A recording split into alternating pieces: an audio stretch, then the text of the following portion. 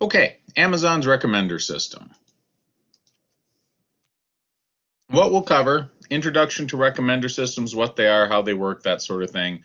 Then we'll do a little side detour into strategy because Amazon's recommender system was actually a very important part of its early strategy. And we'll talk about value chains and eventually system design and redesign, because when you implement a major feature like recommender system, it's going to have a lot of changes throughout your operations throughout the entire organization. And then we'll eventually get to talking about data flows, which are where organizations have pockets of data that are isolated from each other. And then finally, a brief introduction to the topic of data mining. So we'll cover all that over the next couple lectures.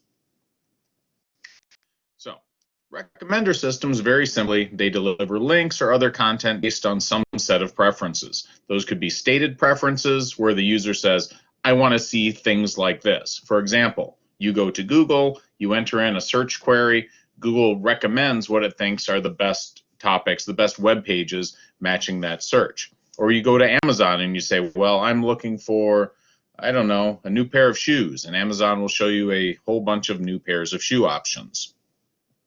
They can also be revealed preferences. So revealed preferences are things that have been indicated by your behavior. So they're revealed through your actions. For example, you go to Facebook, you have a friend named, I don't know, Susie. You click on a whole bunch of Susie's posts. You like a whole bunch of Susie's posts. Facebook is going to infer that you are interested in seeing further posts from Susie.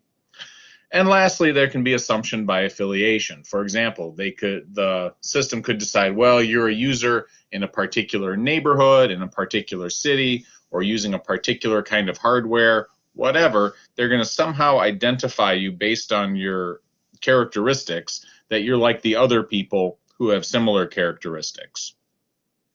Now, typical examples, we see these all the time. We see recommender systems so actively. It's kind of easy to forget that they haven't always been around.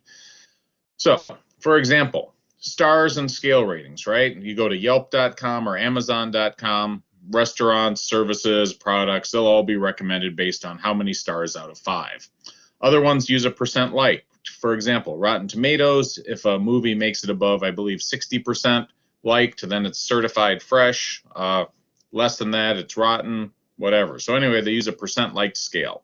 And of course, what we see a lot is ordering and filtering without visible ratings. So again, Google search results, Facebook feed, yes, they are definitely making recommendations to you in a way that they think fit your preferences, but they don't actually put a visible rating number on each post.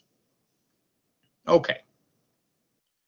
Now, usage and limitations. Well, recommender systems are out there because they work, right? They are a proven tool for driving revenues. So Amazon in particular, go to Amazon, you see a product page, and you'll see users who bought this also bought that.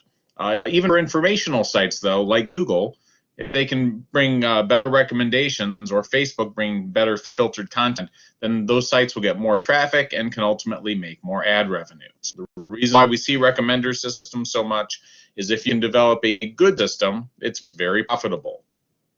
However, they do have some limitations. So number one, ideally the average would be meaningful and approximate the overall opinion.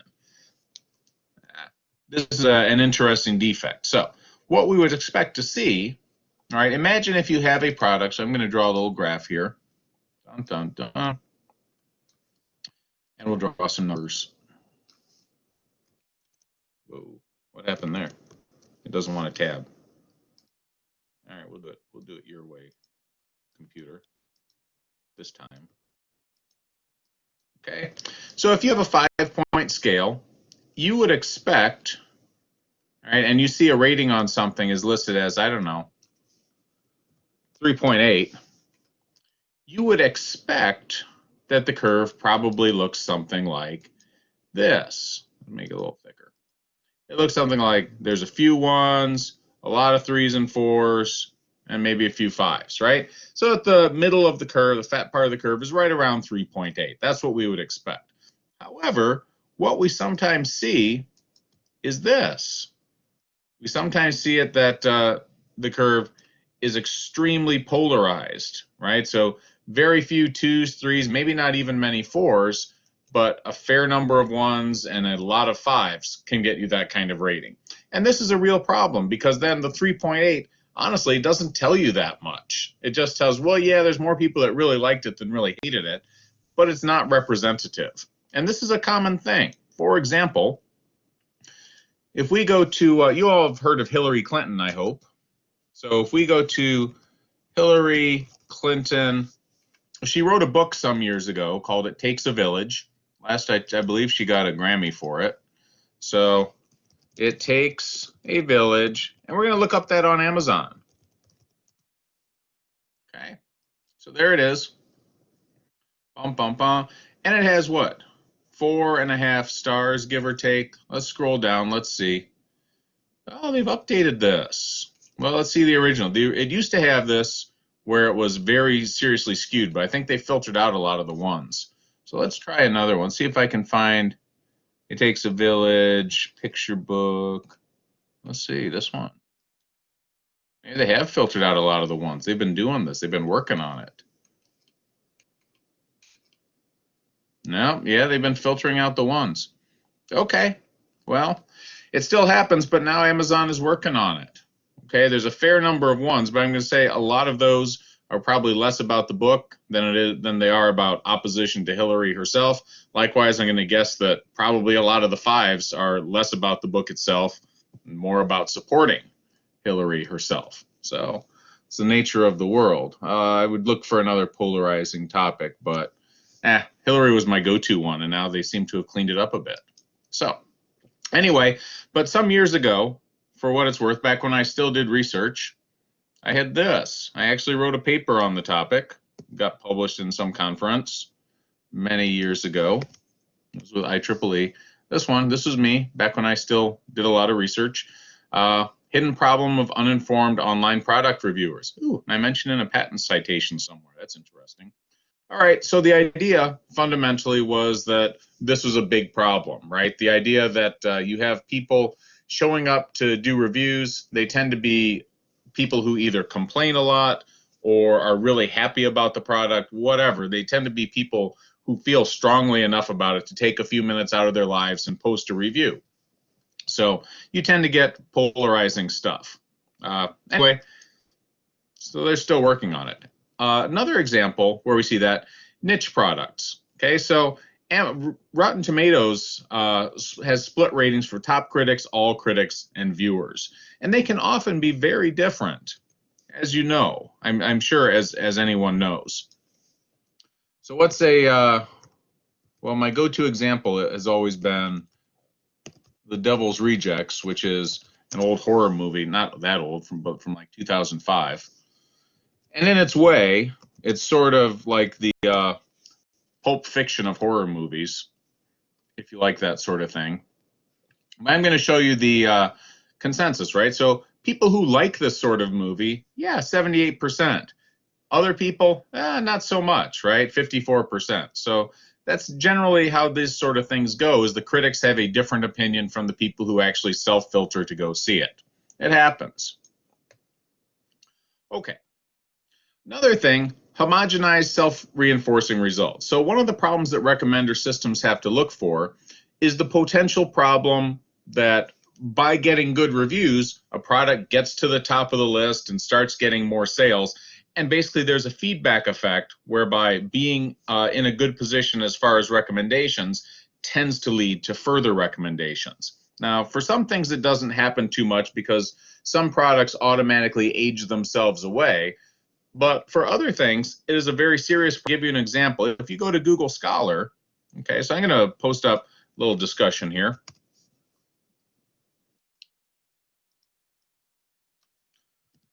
Suppose you are writing a serious academic paper, okay, about, let's say, mobile ad hoc networking, okay?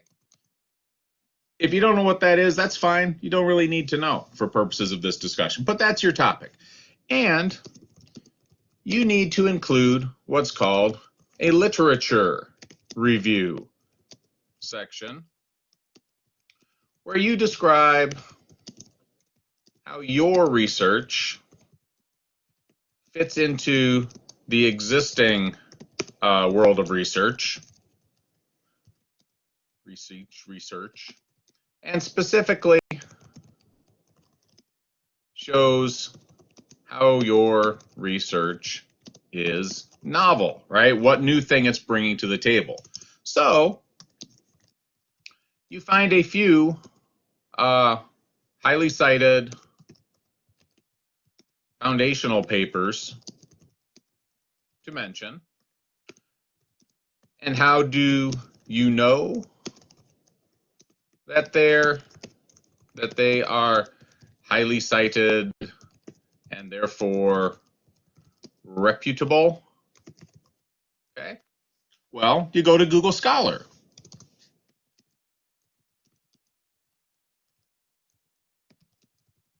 So you go to www.scholar.google.com.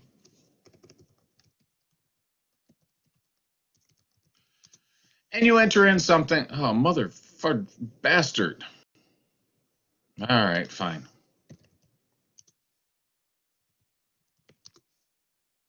All right, we go to scholar.google.com. Okay. And you find this and you search up mobile ad hoc networking. Okay. And you find a bunch of papers that have, 1,000, 2,000, in some cases, 5,000 citations. Now, Google, too, has been working on this. Okay, so it used to be you would see papers that had about 6,000 up at the top, but they've been trying to filter them out as well. Okay, so they're, let's see, if I look for something example like AODV, which is a routing protocol for this, I could probably find some different, much higher ones. Let's see, DSR, I'm seeing. So they're filtering out some of these too. Oh, here's one with a couple thousand. Yeah, that's an old paper, Maltz. Anyway, the point is,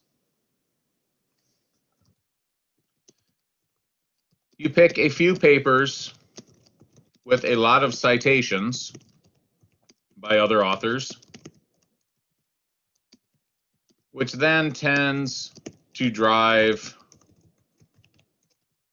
those papers higher up in the rankings, so they get seen and cited by more researchers, right? So it's this kind of feedback effect, basically in a way that the rich get richer. So because you have a few extra citations, you show up at the top of the list, and thereby you're more prominent and you tend to get even more citations. All right, so recommender systems, even though they're useful, even though, broadly speaking, yeah, they work, if you're using them for commercial purposes, you do need to be aware of the fact that these results happen and start skewing your results towards things that have been shown to be popular for a long time. Okay, now let's see. I'm going to check, see the chat window, see if we got anything. Any questions, discussion? What's this? Okay. Who's sending stuff out? Okay, fine, group me. Okay. So Amazon's recommender system is a significant defense against new retail competitors, right? Once Amazon is ensconced in the retail business, which it is now, it has this recommender system that makes it very difficult for anybody to show up and compete against Amazon, right? Because the recommender system requires decades, literally decades of data, and which Amazon has, and it requires a massive product line. So Amazon will have data on everything it sells, whereas other competitors would only have, recommendation data on a much smaller line of products. So it would be, even if another operation, though, if they did have all the data in place, it would take quite a while to design, develop, implement this sort of comparable system. So we might ask, what could be an equivalent substitute? Well, some companies might actually go to Amazon itself, search for the product, and lift Amazon's recommendations. So that is something that these other companies might do, assuming they have all the same products in their line. But probably at some point, Amazon will notice that they're getting a lot of traffic from those sources, and they'll start filtering it out and, blocking them. Actually, and you laugh, you say, oh, businesses probably wouldn't do that. But in fact, Bing had a similar thing going on with Google for a while. So Google suspected that Bing was sending search queries that it couldn't answer, suspected it was sending those queries to Google. And in fact, what Google did to prove it was it went to Bing and entered in some goofy, really goofy searches that nobody had ever done and that Google had a special set of search results waiting for, and Bing returned those same Google search results. So Google said, yeah, Bing says, we caught you, and Google says, yeah, but Google's free, so what are you going to do? And basically, Google let it go. There wasn't a big thing about it because honestly, Google wants Bing to stay around to a point so they avoid antitrust legislation for a while so that Google isn't perceived as being a total monopoly.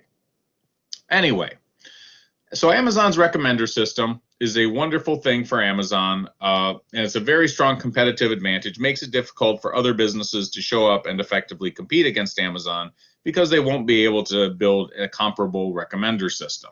And from Amazon's strategy perspective, this is by design. This is no accident. This is something they had in mind when they were basically first starting out. So, talk about strategy. So it has, different meanings depending on the context you're using it in. So in casual usage, basically strategy means what I'm going to do in light of what I think other people might do. And in business usage, it means a plan for some kind of major long-term organizational action. Basically, the plan for what the business is going to do over the next few years, and typically for the entire business, not just a small portion of it. So strategy aspects, number one, time. Typically for an organizational strategy, you're talking in the frame of about a few years, maybe 3 to 5 to 7 years, something like that. In terms of scope, it's going to involve the whole organization. In terms of assets, it's going to represent a significant portion of ongoing assets, or at least the assets that are available to change what you're doing. And we do have to specify the difference between organizational and functional. So organizational means the entire organization. So an organizational strategy is what the whole business is trying to do. A functional strategy means one of the functional areas within a business. For example, say finance or marketing or HR or operations that actually does the work. Any of those are functional areas, and they're going to have their own strategies too. Okay. So, first place to start about this is a very famous model called the Porter's 5 Forces model. So Porter was a notable researcher, and this was kind of the centerpiece of his career as far as citations are concerned. He did a long empirical study, basically meaning he went out and looked at what actually happened. So did a long empirical study that measured competitive intensity of markets. What we mean by competitive intensity of markets is the ability for some businesses to earn higher than average profits over a sustained time. Because if you think about it, you shouldn't really be able to sustain higher than average profits within an industry, right?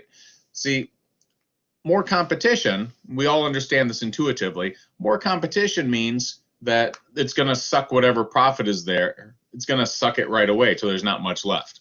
On the other hand, if there is more profit, then it's going to draw in competitors, right? So think about a simple example. You have a gas station at a busy intersection. For a little while, your gas station is the only one there, and it's making lots of money because cars stop. You can barely keep enough gas in your tanks, in your whole underground tanks to supply all the cars coming through every day. So it's great.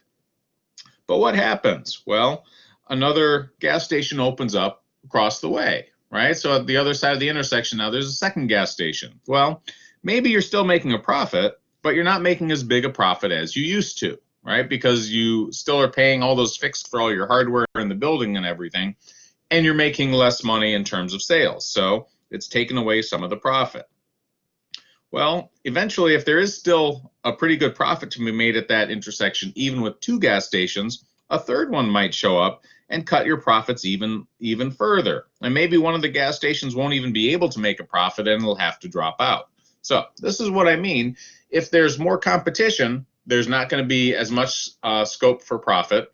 And if there is more profit, then more businesses are going to go to that industry to try to get a piece of it. So it's going to tend to work itself out over time. So the question is, what makes an advantage sustainable? Well, Mr. Porter, probably Dr. Porter, I'm sure it's Dr. Porter, identified 5 factors that he called the 5 forces. So the first one, competitive rivalry. So competitive rivalry basically means how hard the businesses are trying to compete against each other.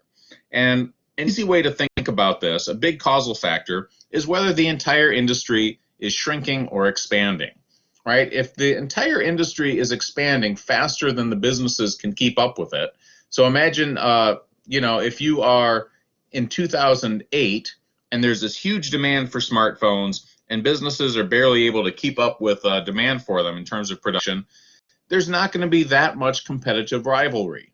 I mean, sure, there will be competition, but all the businesses involved, if they can't quite keep up with demand, they're going to be able to make a lot of extra money. They can charge higher, so they just sell the phones to the people who really want them and are willing to pay extra.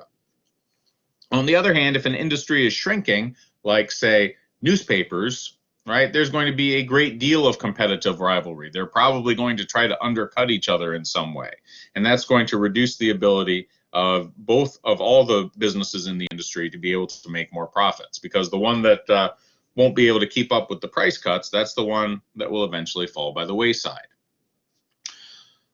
2 other factors, bargaining power of customers, bargaining power of suppliers. So to the extent that other people involved with the business have bargaining power, right, the ability to find other options, yeah, that's going to cut into profits. So think, for example, you are McDonald's and you have a restaurant, and well, let's say you're a customer. Okay, you're a customer and you're thinking about shopping at McDonald's. You're thinking about getting lunch at McDonald's someday. Now, McDonald's makes a decent, $2, $3 burger, whatever they charge for them these days.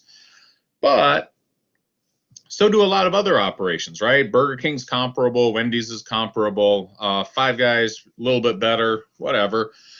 So if McDonald's wanted to raise its price up to $4 for, say, a Big Mac, people would probably say, you know what? We're not all going to stick around for that. Sure, the people that really like Big Macs would, but a lot of people are going to go elsewhere because the $10 lunch is not anything like McDonald's has a monopoly on. So because customers have a lot of other options, they have a lot of bargaining power. Okay, they can walk away. So McDonald's can't simply raise prices higher without, losing more in sales than it gets in more profit. On the other hand, bargaining power of suppliers kind of works the same way. So think for a minute, imagine if burgers are central to McDonald's menu, which they are, and imagine if you're a rancher and you're selling beef, right? So you sell, maybe you're a small rancher, you sell beef to McDonald's, but you don't sell all that much. So say maybe McDonald's needs 1 billion cows a year, and you're selling McDonald's maybe 100,000 cows a year, right? So it's not nothing, but as far as McDonald's is concerned, it's kind of a drop in the bucket. So if you wanted to say double your prices for McDonald's, they could just say, you know what? That's great. Good luck selling those cows, but we're going to buy them from somebody else. You don't have a lot of bargaining power in that case. On the other hand, if you had all the cows, right, and McDonald's wanted to keep on keeping beef on its menu, you could probably raise the price of cows. You could say, well, we have a lot of bargaining power. If you don't want to buy cows from us, McDonald's, we'll sell them to Burger King or Wendy's. So you got to pay up. So if suppliers have a lot of bargaining power, that means that's also going to cut into the profits. Other 2 things, threat of substitutes, threat of new entrants. So substitutes are entirely different substitute products, right? So not options, but fundamentally different products. So for example, suppose in the case of McDonald's, right? What would be a substitute for fast food? I mean, it depends on how narrowly or how, widely you want to call what's comparable. So, but imagine this. Imagine your options for McDonald's imagine your lunch options are either you eat out or you bring your lunch from home, okay? It's not that big of a challenge to bring your lunch from home. I mean, sure, people like to go out and eat on their lunch break. That's fine. So there is some threat of substitutes. McDonald's can't just double its prices. Even if McDonald's were the only restaurant, there would be a credible threat that people would say, it's too expensive. I'm going to bring my lunch from home. So that's a threat of substitution that McDonald's has to worry about. The other one, threat of new entrants. So imagine if McDonald's, suppose you couldn't bring lunch from home. For whatever reason, McDonald's was the only place to have lunch and you couldn't bring lunch from home, and it was either eat lunch at McDonald's or don't eat. Okay, in that case, McDonald's would have a tremendously good competitive position. But then imagine if there's a whole bunch of other restaurants that are opening up near McDonald's, right? That's going to eat away at McDonald's ability to charge higher prices. So if there are new entrants that are able to come in and compete against McDonald's, then yeah, that's going to be an issue as well. That's going to say, well, if McDonald's starts charging $20 a meal, even if they get away with that for a while, other companies are going to come in and they're going to try to charge $20 a meal as well, because that's apparently what the going price is, and that's going to cut into McDonald's profit. McDonald's is going to have to drop its prices somewhat in order to keep up, right, in order to keep up its sales. So these five forces all together, they're the five forces, and to the extent that a business can evade them, the business will be able to earn higher than expected profits over perhaps a very long time. Okay, so some good examples of that have historically been true. Number one, licensed taxis, right? Up until Uber came around, you know, taxis were doing really well in terms of business. So what happened is that the cities issued so many licenses called medallions. They issued so many licenses for taxis within a city, and those were the only people that could offer taxi services. So because of that artificial scarcity, yeah, because there wasn't, right, if we want to look at the one, threat of new entrants, there's no threat of new entrants, right? And the customers did not have a lot of bargaining power. It was use one of those taxis or walk, basically, or in some cities, you know, take the train or take a bus. So higher than average profitability. Another one, prime hotel location, right? Imagine if you have a nice beachfront hotel in, say, Australia. Yeah, if you're there, if you're right by the beach, you're always going to be able to charge more than another hotel that's even a block away. So my wife and I, back on our honeymoon like 10 years ago, we actually did go to Australia and we did stay at a hotel near the beach. And the prices for those were about twice what you would pay for one that was just a couple blocks away. So yeah, prime hotel location. You can always charge a little extra for that. More broadly, any limited resource, if you have a monopoly on something that's important, like lately I read something about rare earth metals that are used in smartphones. If you are one of the companies that has a large supply of that, yeah, because they're called rare earth metals for a reason, because they're pretty rare. If you have a big share of that production, then you're going to be able to earn a lot of money because there's a big demand and there's only so much of the rare earth metals in the world. Okay, so things like that mean a company is going to be able to get it's going to be able to sustain higher than average profits. But just because something is sustainable doesn't mean permanent, right? So for example, General Motors, right after World War II, General Motors was extremely profitable. World War II had just finished. Most of the world's industry was more like a smoking wreck, except the United States was definitely an economic superpower at that time. Even the countries that, you know, still had quite a bit of undamaged industry, it was still really worn out by the fact that they were cranking out so many weapons during the war. But the U.S. finished in really good shape. What happened is that then we were able to produce lots and lots of cars. The businesses were tremendously profitable. But over the next few decades, what happened is the unions said, hey, we want a bigger slice of that. And management said, yeah, okay, that's fair. Everything's good. We're very profitable. We can pay you more. They get into these long-term contracts with that. Well, eventually, companies like General Motors got so bogged down by their pension plans, right, that they couldn't afford to remain competitive with newer companies that had access to the same or newer technology and didn't have these tremendous pension obligations that they had to pay. So businesses can still, you know, essentially plan badly or not be prepared for outside shocks. It can happen. All right.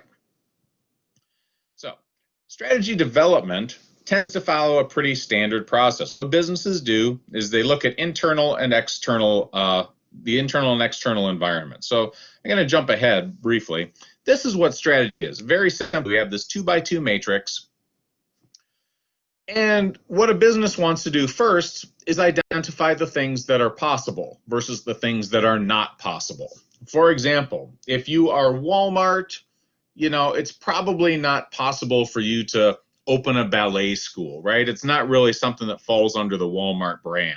They're a retailer, yeah, just not really their thing. Even if there's a lot of money to be made in ballet schools, it's just not something that's in Walmart's set of capabilities. What is possible, however, is maybe, I don't know, designing a line of discount clothing. Maybe that's something that Walmart could do, or not, maybe design it, but partner with a company and sponsor it and give it priority within their stores. That's something that could be more profitable, could be more possible. So Walmart has these set of options, basically a set of candidate strategies. It's going to look at and say, these ones, they just don't make sense for us. These other ones, yeah, that's stuff we could do. Then, from the ones it finds to be possible, it can identify which ones will probably have a bad outcome, which ones will probably have a good outcome. So maybe Walmart, is picking a brand to, for discount clothing, and it looks at a few different vendors for that. And out of those vendors, it estimates based on how nice their clothes are. It talks to focus groups, find if people think they're going to buy it, looks at the prices that are being charged for it and the prices that Walmart could charge for the clothing itself. Based on that kind of information, Walmart's going to pick one of those that gives the best outcome or the probable best outcome. So first, separate the possible from the not possible, and then among all the possible options, pick the one that has the best outcome. That's basically strategy. Okay, so within that framework, again, there's a fairly standard process for developing strategy. Internally, the business is going to look at its own capabilities. They're going to say, what sort of stuff are we good at? What sort of stuff are we not so good at? And that's going to determine what sort of strategies are viable. The other, external, right? So external basically means what kind of market is there for this product? How much do we think we're going to make if we sell this product? Or more generally, what do we think our competitors and customers are going to do to react to this strategy? And the typical way you do this is something called a SWOT analysis, S-W-O-T, SWOT. It's a ridiculous sounding word, but for you, it is widely used. My wife is a project manager for Accenture. Every now and then I hear her saying, oh yeah, I got to get some analysts to do a SWOT analysis on this. So it is something that businesses actually do. And it stands for the internal and external components. So internally, the business is looking at strengths and weaknesses, things they're good at, things they're not so good at. Externally, the business is looking at opportunities and threats. So opportunities, for example, could be an underserved market. A threat could be new technology arriving that'll make the business's existing plans obsolete, right? So, for example, business might be developing video games. It recognizes, we have this new awesome video game. There are not really any others like it at this time. This is the first of its kind. It has some sort of advanced artificial intelligence that players love. Whatever, that is a tremendous opportunity. But what could the threat be? Well, the threat could be they're marketing it, they've designed it to run on a piece of hardware that is borderline obsolete, right? So I'm not up to speed on whether the PlayStation, Xbox, Nintendo, whatever, which of those is the king of the hill at this point. But imagine if you develop the game for whichever one of those is kind of falling by the wayside. That would be a threat. So you have this nice product, you have designers that are making great games, but for a piece of obsolete hardware. So by the time you figure out how to run that same game on a different piece of hardware, guess what? Maybe your competitors have figured out the same thing. Anyway, so the ideal case for a business is some kind of large-scale opportunity that can be exploited by existing strengths. And an excellent example of that is the arrival of the iPhone in 2006, right? So prior to 2006, you had a lot of people using BlackBerries. If you don't know what a BlackBerry is, you can Google it. And back then, before the iPhone, people who had BlackBerries were pretty happy with them. But the iPhone was a neat product, and it was a tremendously large-scale opportunity because, you could sell one to everybody in the world that could afford one. Apple had existing strengths. They designed this really creative new kind of phone, and people were really excited by it. So for a very long time, Apple was able to earn tremendous profits over its competitors because they were, well ahead of them in terms of developing this sort of thing. But eventually, competitors started to catch up and dig into Apple's profits. Okay. Now, Strategy starts with awareness. So internally, business has to be aware of its own strengths and weaknesses. The way a lot of businesses do this is just by tracking performance. So different things that a business tried to do, how well did they turn out? And that's how they know whether they're good or not so good at a particular thing. Could also include pilot efforts. So basically a small scale action designed to test the waters. Or it could be skill tracking. So big businesses that do a lot of projects, they'll track the skills of their various workers. So for example, my wife does IT projects. At the end of every project, one of the things they do is they keep a list of what kind of work all the people did. So maybe some people have gained skills in, setting up servers or writing applications, whatever skills they're assessed as having gained during that. Then somebody makes a note of that and they write down, okay, these people had these extra skills and they'll be useful in the next project. Okay, so businesses continually track how strong their employees are. And, if a lot of experienced employees go away, the business will know that. If they bring in a lot of new, fairly inexperienced employees, the business is going to know that. Externally, right, there's a lot of things a business would like to know about, but can't get more than a rough idea of. So, for example, competitors' capabilities. Business is going to have a rough idea of what the competition is doing. Obviously, they don't have the detailed insight into skill tracking for their competitors, but they have an idea of, what businesses are bidding for similar projects and how well they're doing. So they're going to know some stuff about that. Likewise, they're going to know about their business partners' capabilities. So can their partners deliver products on time? Can they design new products quickly? Things like that. Economically, right, as far as the broader economy, businesses should know about demand for a particular product, which is always kind of dicey, right? Businesses guess wrong, but they can have an idea that if they release a new smartphone, will it sell a little? Will it sell a lot? Is the market getting oversaturated? Things like that. And last, potential substitutes. This is one that businesses often miss, but still they ought to be aware about it. So if a business charges too much for its product, where else can customers get the same effective product, even if they're not buying the same thing? So, for example, if Apple had brought out the new iPhone and had charged instead of, maybe $1,000 for it, if they'd charged instead $6,000, well, they still probably would have sold a few of them in 2006, but there would have been a lot of other substitutes that people would have remained with. For example, people might have remained with their BlackBerries. So, potential substitutes, or BlackBerry clones, or somebody else could have come up with a new, much cheaper, similar product to the iPhone. So finding that right price point is important too. Okay, last little bit on this: doctrine, culture, and branding. So this is something that often gets ignored. I'm going to draw a little box around it. We're going into paint and I'm going to draw a box. Okay, so what you should have inside your little strategy box, okay, you should have your organizational strategy, and you should have a set of functional strategies supporting it, right? So I'm going to put OS or org S for organizational strategy. So I'm going to have functional strategy 1, functional strategy 2, functional strategy 3, and 4, and 5. And all of these are going to be supporting the organizational strategy, right? They're basically going to help the organizational strategy be achieved. And it makes sense because the organization, at the end of the day, is the set of functional areas. So they're all going to support that.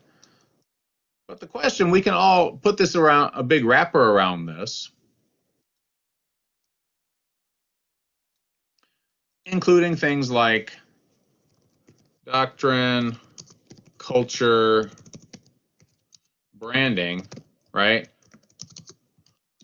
All these determine what are seen as viable strategic options, or in a sense, what kinds of strategies make sense to even pursue.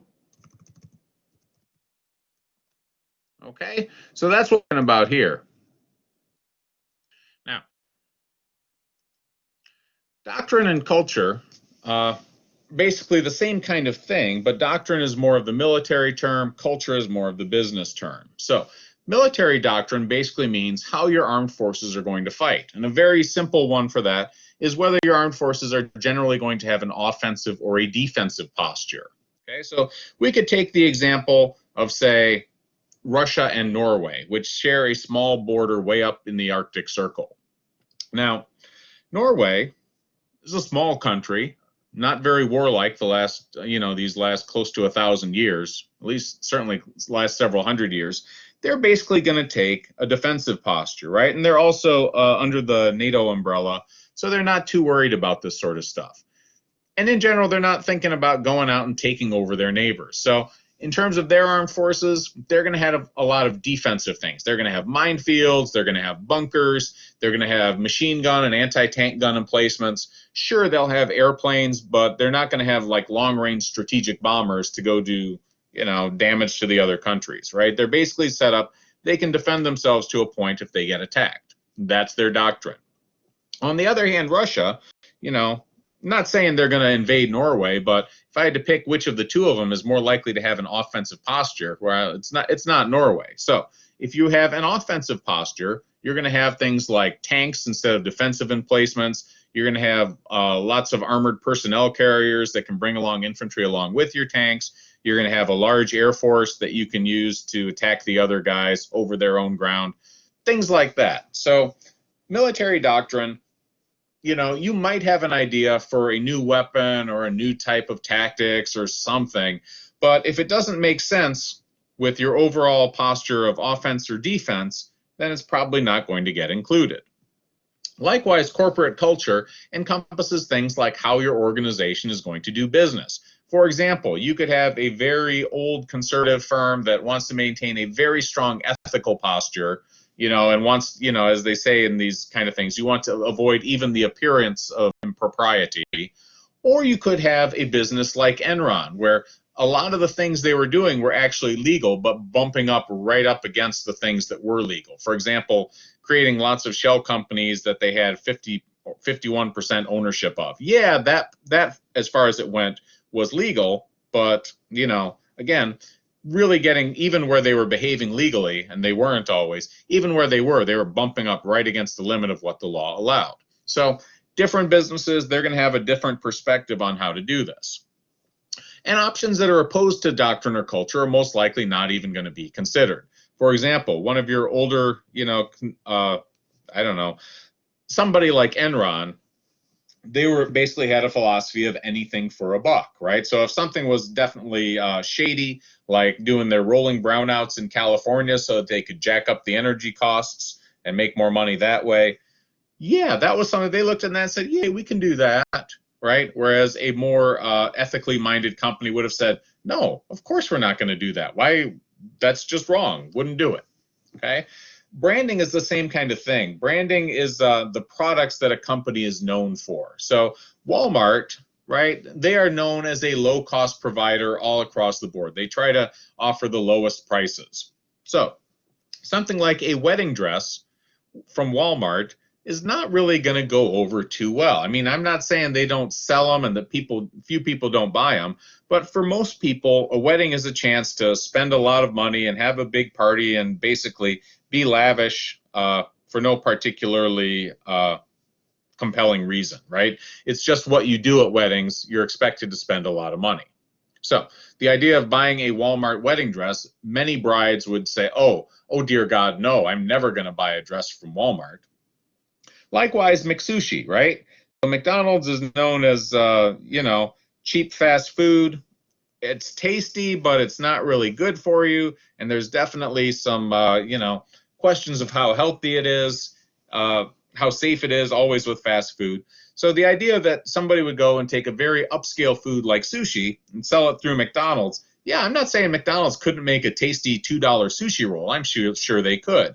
But the kind of people that go to McDonald's are probably not going to be looking for sushi, and the kind of people that eat sushi are not really looking to be buying that sushi at McDonald's. So these are a couple of products that probably wouldn't make sense. Okay. So strategic alignment. So a business is composed of various departments, functional areas that have to work together. So things like operations, where the work happens, finance that is in charge of getting money to fund those operations, marketing, getting the word out about products, HR, human resources that controls who gets hired, and information technology, which supports all of these. So we can have a quick discussion. Normally in lecture, I would actually have a discussion on this, but it's a little bit harder to do in this setting. But if people want to chime in, let's see who's still here. All right. So I'm going to bring up some text here, and if you want to join in on the conversation, you are certainly encouraged to. So imagine you are a bicycle manufacturer. You are a bicycle manufacturer, and your strategic plan is to increase bicycle sales by 10% annually for the next 5 years. Okay, that's your goal. So strategic plan, strategic goal. Okay, so good. So how might you do this? There's two basic flavors of how you might do this. I'm going to take open call for comments. How might you go about, in terms of the products you're selling or in terms of how you're pricing them, what are the two basic ways that you might go about increasing your bicycle sales? Advertise. Yeah, well, but more specifically, what would you do in terms of your product line? I mean, any of those things are like details. Big picture, what are you going to do in terms of how many bicycles maybe, right? Maybe lower your price. What would you have to do in order to increase sales by lowering price?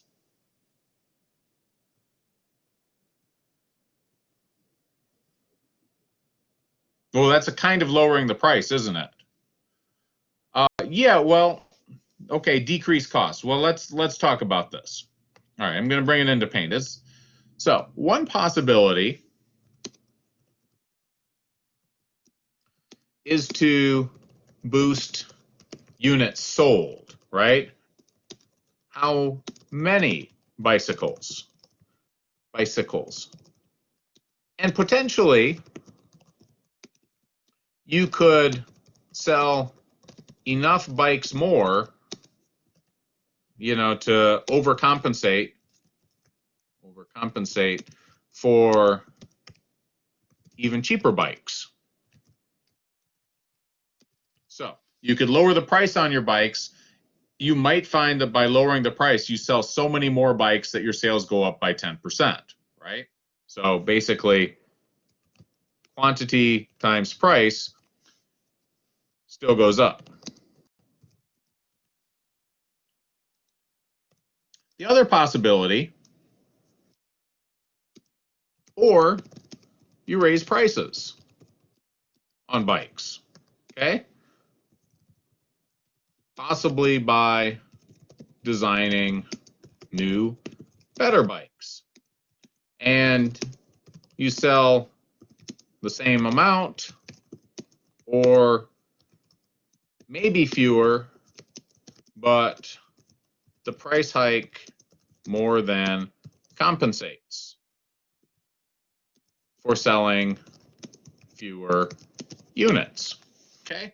So those are the big things. Either you have, in order to raise sales, you will definitely have to either increase the number of units that you're selling, you have to sell more bicycles, or you have to raise the prices on the bikes you sell.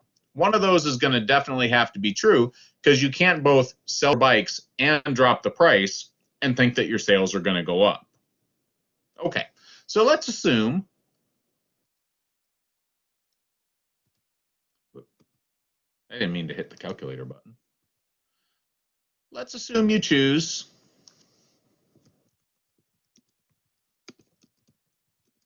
to redesign your product line.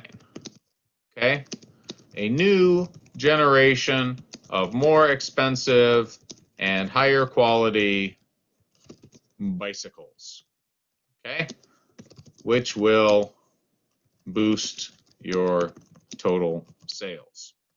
That's what you're going to try to do. So they're going to be a little bit more expensive. You hope that sales remain constant, but since you're charging more per bicycle, your sales are going to go up. Okay, so basically, sales equals price times quantity. P goes up, Q constant. Okay, that's our plan. And maybe it'll work, but that's our strategic plan. Now, next question, how do the various functional areas support this plan? Well, we can talk about some of this. So number one, right? So we'll have our areas: operations, finance, HR, marketing, okay, and eventually IT. Okay. So operations, we'll start at that.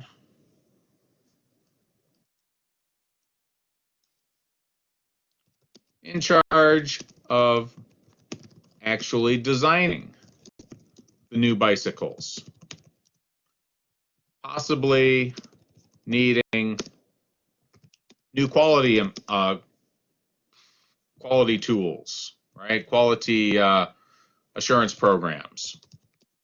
Right? 'Cause if it's a higher quality bike, if it's a better bike, then yeah, you might need to do something better in terms of product quality. Finance. Maybe in order to achieve operational goals, right? Operations goals, new equipment is needed, which needs financing.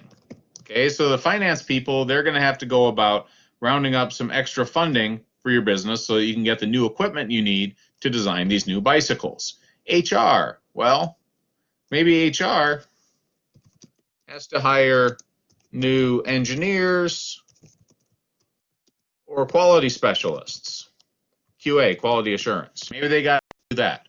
Marketing. Marketing needs to reach out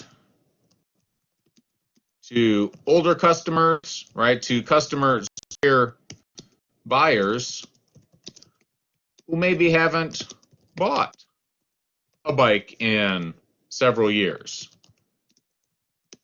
right? You can say, hey, we're designing this new bike. We see that you own one of ours, but it was like 10 years ago. Maybe it's getting a little worn out. Maybe you're thinking of buying something new. We got this great new line, right? So things like that. And of course, design new ads, all that. That's stuff that marketing could do. Information technology. Go back to what can we use here? Information technology can, where necessary, build new systems or design new databases to support these changes. Okay? Maybe marketing isn't really tracking buyers and who bought several years ago. Maybe that's something that the IT people need to do. Maybe the operations, they don't have all of the data that they need for what bicycle features customers actually want. They need databases designed around that. Maybe this quality assurance stuff needs to happen in shorter cycles. And so the IT people, they have to build new systems that can provide that information more quickly. Okay, so depending on what all is going on in your factories, yeah, different functional areas, they're going to all have their different tasks to support this overall strategic goal. Okay.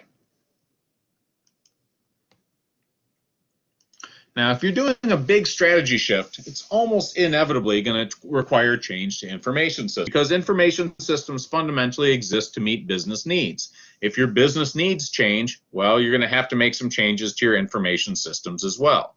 So these needs arise as part of strategy. If the strategy changes, boom, you're probably going to need some changes to your information system to be able to achieve that strategy. So typically, system development is going to be a standard consequence of strategic planning. So the basic sequence of how it works Number one, you're looking at strategy. You decide, well, we have to figure out what our strategy is going to be for the next few years. So you evaluate your current situation, looking at internal and external factors, right? So basically your SWOT analysis type stuff. Then, having looked at that and having considered all the state of the universe, you pick your actual organizational strategy. You figure out what you want to do. Once that organizational strategy is picked, then you choose supporting functional strategies. You say, here's our overall goal. We want to develop, boost our bicycle sales 10% a year for the next 5 years. And here's what we expect the different functional areas to do. Then, once the different functional areas have figured out what they have to do, they're going to identify the changes that need to happen to their information systems, and the IT people are going to actually implement them. Okay, so developing new IT for a business is generally going to be the last thing in the chain. You don't decide what to do as far as IT until you figure out what the functional areas actually need. Okay, so talk about it from the perspective of Amazon. Amazon early on, so circa 1994, its main strategic goal was to exponentially increase sales, right? The internet was kind of exploding, online shopping was exploding. Amazon's goal was basically that if we can grow for long enough, we'll get tremendous advantage from economies of scale and everything will be okay, but we have to grow tremendously fast first. So the immediate goal was basically to improve user experience. So what can a website provide beyond a catalog, right? So circa 1994, websites often did look just like a catalog that you could get to over the internet. But for Amazon, there were some early problems. Number one, there was a huge product line. So most bookstores, physical bookstores, you could see what was in the store, and it was there or it wasn't. And if they didn't have it, then they could certainly order it for you, and you come back in a few days and pick it up. For Amazon, though, this huge product line was a big problem because customers, would do a search on some topic, and they'd come back with basically a list of every book on that topic that existed. So they didn't know, so a lot of customers were baffled by this. If they came in looking for a specific title, it was easy. But if they came in with just an idea to buy a book along some topic, a lot of times they'd get baffled and just wander off. The other issue, when you had customers who just wanted to buy a book, they just wanted to browse around for something they were interested in, fairly easy to do that in a bookstore, right? You walk into the store, you go to the right section, you look around and you see, oh, this one has an interesting cover. I'll grab it, open it up. On a website that in 1994, that was a little difficult too, right? Amazon, for example, did not have the look inside feature to start. So you could see what the title of the book was, you could see what the picture on the cover was, but that was about it. But what Amazon did have was lots of correlation data. So they were, as sales kept on growing, they were getting a lot of information about people who bought this, also bought that. People who looked at this particular product page also looked at that product page. So Amazon was starting to learn what sort of customer actions were correlated. So what Amazon decided to do is reduce customer effort through a recommender system. Basically, offer customers good recommendations immediately, and that would give Amazon a tremendous competitive advantage because shopping would be easier there and customers would want to come back. So, all right. So strategy, not so much strategy, but operations have a concept called value chain. Every business organization has to convert some kind of inputs to some kind of outputs for sale. And either of those might be tangible or intangible or a mix of the above, right? So for example, Amazon early on, they bought books they got orders from customers, they bought the books from publishers, and they delivered them directly to the customers. So Amazon's input to this process was books, and the physical output was books. The service that Amazon actually provided was connecting customers to the publishers and taking care of order fulfillment. So that's the service that Amazon was actually doing. Okay? So all this stuff, it creates what's called a value chain. So for a typical business, imagine like some kind of manufacturing business, it would be something like this. You would have raw materials producers that actually, dig stuff out of the ground. So raw materials. and somebody buys the raw materials, uses them to fabricate components. Those components get assembled by a manufacturer. Okay, the manufacturer sells the goods to a wholesaler, and the wholesaler sells those goods to a retailer. The retailer sells directly to the customer. Okay, so we'll put boxes around those. And we understand this chain, I hope, right? So imagine if you're a car manufacturer, what could you do? Well, you buy components for some of your things. Maybe some of them you manufacture yourself, but not everything. Certainly, most of your car manufacturers, they're not making their own, satellite radios, for example. They buy those from other people. So that's one example of a component that would exist. Those components manufacturers, they have to buy the raw materials or, other components to make those products. Yeah, and all that goes to the manufacturer. Well, when the manufacturer has a bunch of cars, it has to find a way to sell them, right? So it has basically dealerships. The manufacturer ships so many cars to the dealerships are in charge of selling them. So if you call that, it's more of a retailer than a wholesaler in general. So the manufacturer kind of skips that. Other things, depending on what you're producing, imagine if you are producing a, Pepsi Max, right? You're a Pepsi manufacturer. Well, those components, right? You buy all the stuff you need, the ingredients to make Pepsi Max. You make lots and lots of bottles of it. Maybe you sell that to a wholesaler, and then the wholesaler periodically sends out trucks to the various retailers in a neighborhood. Or again, maybe Pepsi is in charge of that. Maybe Pepsi owns the wholesaling operation and uses that to sell to retailers. But something like that is generally what's going on in business. Well, in the case of Amazon, all this stuff, right? Basically, as far as Amazon was concerned, this was the value chain.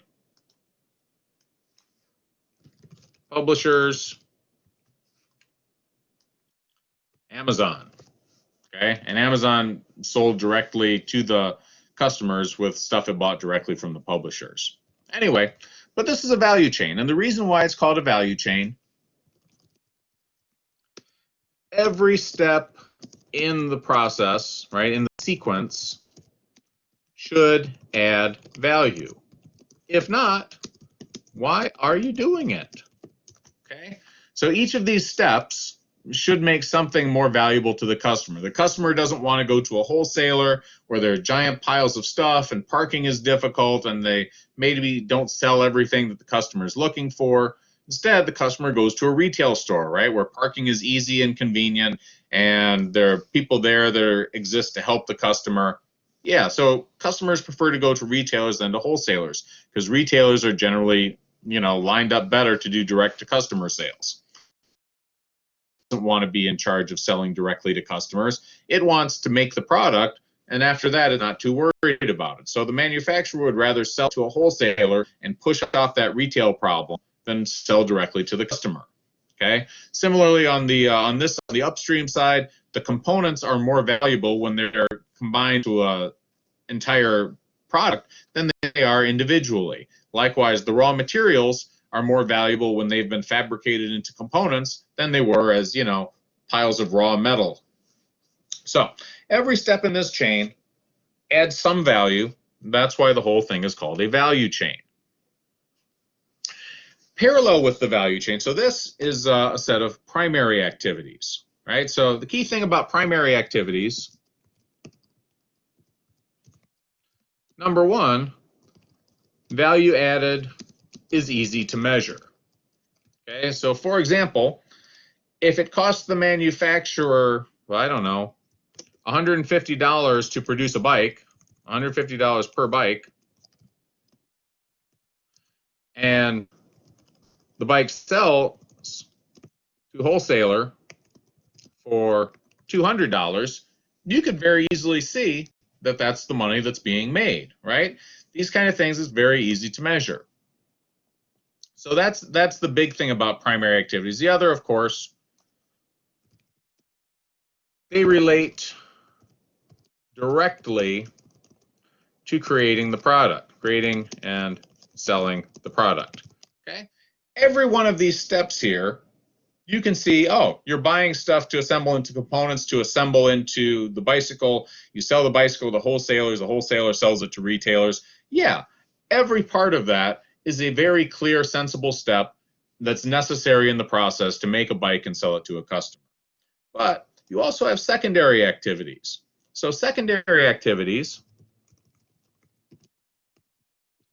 number one, value is typically difficult to measure, and they don't, secondary, there's a D, they don't directly relate to creating and selling the product, only indirectly. Okay, a couple good examples of that. Secondary activity examples. Number one, HR. Okay, human resources have to hire good people.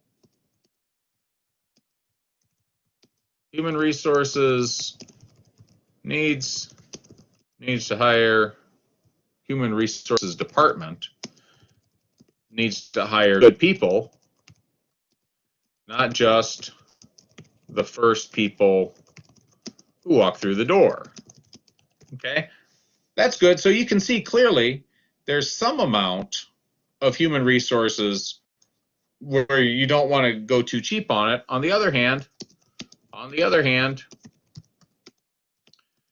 it could be easy to spend too much, right? This is not really a problem in terms of bicycles. You know, as long as you can make $200 per bike, it's a good thing to keep making more of them that cost $150 each. With human resources, it's not entirely clear up front what's the right amount of money to spend on HR. Clearly, it's not going to be zero. You're not just going to hire the first clown who walks through the door. But on the other hand, clearly you get diminishing marginal returns as well. The more you spend on HR, the less benefit you're going to get from it. So it's an interesting question. Related to that as well, customer service generally. Okay. Clearly you need some, right? Because a company with zero customer service, people are going to get tired of that real quick. But there's also clearly an amount that would be too lavish, right? So imagine if instead of having a customer call center where when people have a problem, they call up and their call gets processed within, 5 minutes, maybe 15 minutes on a bad day. If you said, wow, well, we want to make sure that there's a person available on hand for every customer that comes in, that's going to cost you a lot because a lot of that time, those people are going to be idle. Most of the time, you're not going to have that many customer calls coming in. So you can spend more on customer service, but at some point, it's going to be, you're spending so much on customer service, you're not getting enough return for that. So there's always this kind of trade-off with secondary activities because, again, they have value, and that's a legitimate thing, but it's difficult to measure exactly what value is being added. And these things, they don't directly relate to creating and selling the product, right? They basically, instead, secondary activities help primary activities go better. Okay? That's the key thing that we're looking for. So, human resources, it's not going to take care of actually making the product, but if you hire good people, it's going to help the production go better. Okay, and we have a slide for that. So we'll talk about this flashback, but here are primary activities, secondary activities. We'll come back a little bit and we'll talk about Amazon's situation in 1995, and we'll keep the story coherent. Okay, so questions on any of this stuff? We had some talking going on. What's happening? I'm going to turn off the screen share. Any questions on any of this? All makes lots of sense, more or less.